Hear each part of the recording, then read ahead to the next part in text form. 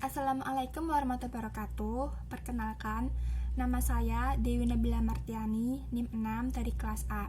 Di sini saya akan menyampaikan pemahaman saya atau menjelaskan pemahaman saya mengenai materi digestive system atau sistem pencernaan. Nah, saya langsung saja menjelaskannya, yaitu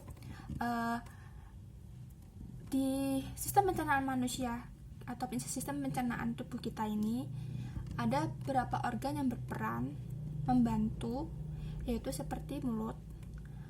Lalu seperti mulut. Nah, di mulut ini, mulut adalah tempat awal masuknya makanan, dan makanan di sini sudah dicerna juga secara mekanis dan kimiawi.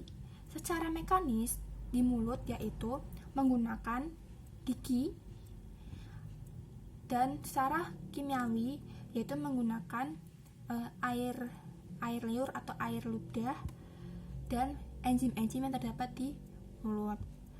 Selanjutnya yaitu setelah makanan tercerna di mulut dengan halus atau dengan baik, maka dilanjutkan atau didorong masuk ke dalam kerongkongan atau faring. Nah, di dalam kerongkongan ini makanan didorong oleh lidah ketika masuk. Nah, setelah itu ada yang namanya esofagus. Esofagus ini yaitu saluran yang menghubungkan antara kerongkongan dengan atau menghubungkan antara mulut dengan lambung. Nah, setelah makanan masuk ke dalam kerongkongan, maka dilanjut masuk ke dalam esofagus, lalu masuk ke dalam lambung. Nah, di lambung ini, lambung mencerna makanan itu juga menggunakan bantuan dari hati, enzim-enzim yang ada di hati, lalu pankreas, dan empedu juga berperan. Nah, di lambung ini ada menggunakan dua cara, yaitu ada secara mekanis sama kimiawi. Secara mekanis tadi yaitu lambung mencerna makanan dengan menggunakan otot-otot dinding lambung tersebut. Lalu secara kimiawi yaitu dengan menggunakan asam lambung yang ada di dalam lambung dan juga menggunakan enzim-enzim yang ada di dalam lambung, itu seperti pepsin, renin, dan HCl. Lalu setelah dicerna di lambung, dan di lambung ini juga nutrisi-nutrisi serta air itu telah diserap dan diedarkan ke seluruh tubuh.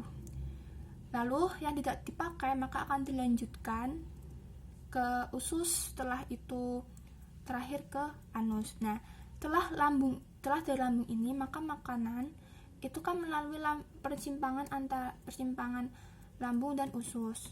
Nah, usus ini ada yang berperan, yaitu ada dua, yaitu usus halus dan usus besar. Nah, sebelum itu makanan yang di lambung masuk ke dalam usus halus terlebih dahulu. Setelah masuk ke usus halus, maka dilanjutkan ke usus besar. Nah, di usus besar ini itu makanan sudah terdapat sisa-sisa, jadi cuma sisa makanan yang tidak diserap oleh tubuh. Lalu dilanjutkan ke rektum. Nah, rektum ini yaitu dimana sisa makanan yang tidak diserap tadi itu dikumpulkan terlebih dahulu di rektum. Yang tadi soal usus besar, di usus besar itu ada 3 pita otot polos yang disebut dengan tenia coli. Terus ada juga kantung yang disebut dengan haustra, dan kantung kecil berisi lemak atau pelengkap epikloid. Dan di usus besar ini terdiri dari 3 kolon, yaitu ada kolon ascendens, kolon descendens, dan kolon transversal. Di kolon ascendens terletak di di bagian paling besar. Di bagian paling besar. Letaknya di dasar perut bagian bawah. Lalu di kolon transfer yaitu letaknya di bawah perut. Sedangkan kolon descendens yaitu letaknya di sisi kiri perut. Dan di sisi kiri perut. Dan setelah dari usus besar, maka dilanjutkan ke rektum. Nah, di rektum ini tadi telah saya jelaskan bahwa itu tempat tampung. Jadi, jika di rektum sisa makanan tersebut atau sisa-sisanya itu telah penuh, ya bisa disebut dengan kotoran sih. Nah, telah penuh, maka rektum akan memberitahu ke sinyal otak bahwa kalau kita itu seperti apa ya, kayak mau keluar gitu. Jadi sisa tersebut tuh harus dikeluarin. Udah membatasi atau sudah full penuh, jadi harus dikeluarin. Dan setelah itu dilanjutkan ke anus, maka otak telah membuka sinyal bahwa kotoran harus dibuang atau sisa-sisa makanan tadi harus dibuang.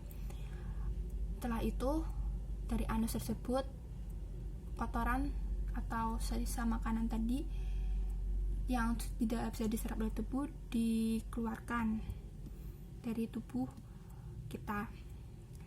Seperti itulah penjelasan singkat dari saya. Mohon maaf bila ada kesalahan kata, karena memang yang baru saja saya pahami, ya intinya seperti ini. Jadi mohon maaf bila ada kesalahan, karena kesempurnaan hanya milik yang kuasa. Sekian dan terima kasih. Wassalamualaikum warahmatullahi wabarakatuh.